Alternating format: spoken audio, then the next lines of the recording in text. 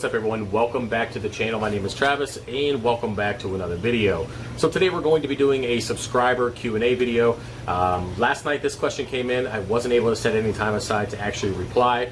So I figured I'd make a video today, hopefully helping this guy out and anybody else who might have a similar problem. Now, I have to feed the fish. I think they're looking for food now that I'm close to the tank. And the Oscar tank is up, you guys can see there. New video on that soon. He's doing pretty well. Started a couple of new medications and we'll go through that whole process in later videos. But with that said, let's go ahead and get into the question and try to keep the video as short as possible. So it is Shane from the United Kingdom. What's up, Shane? So I have a nitrate problem over 100 ppm and I can't get it down. The tank used to be a fish only tank and I am trying to move over to soft corals, and I've been trying to get the water parameters or the nitrates down over the last year with large water changes, and I've even tried Red Sea no pox for 6 weeks with no results. The tank is 625 liters, which I think is like 165 gallons US, and I've got a skimmer, a refugium, a sump. I've cut back feeding. I have 8 fish, and I've even removed half the live rock and still can't get anything down. Can you help me out? So one thing to remember is if it was a fish-only tank, one thing that we usually do in fish-only tanks is we feed a ton of food because that's really the only thing that we can enjoy in a fish-only tank is our fish eating. So 9 out of 10 times when we have that type of tank, we're usually feeding a lot of extra food.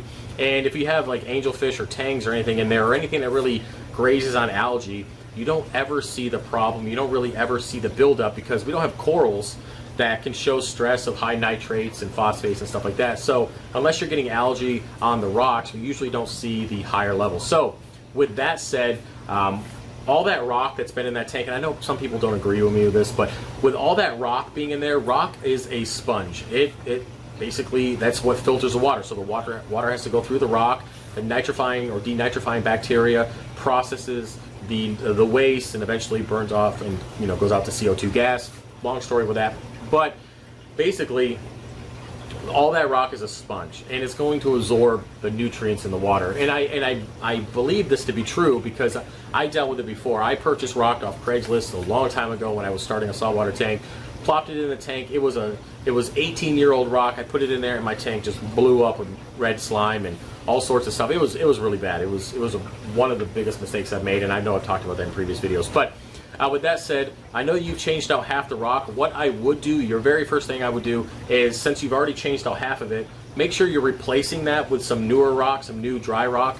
And then once that rock has been in there for 4 to 6 weeks, remove the rest of the old rock and put some newer rock in its place. So basically swapping out half the rock within a couple months to a few months. That way you can remove all that old rock, all that sponge, all that nitrates and phosphates.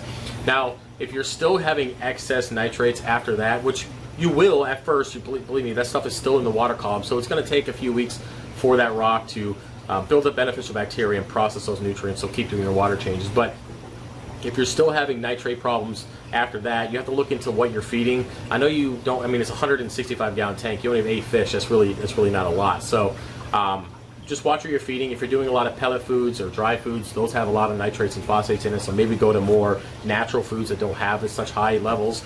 Also, the amount that you're feeding, make sure your fish are consuming all that food in 5 minutes. Whatever they're not consuming, try to get that stuff out with a net. That kind of helps out. If you want to start skimming wet, that helps remove some excess. It does remove a little bit of water, but it does take care of a lot of that excess nutrients.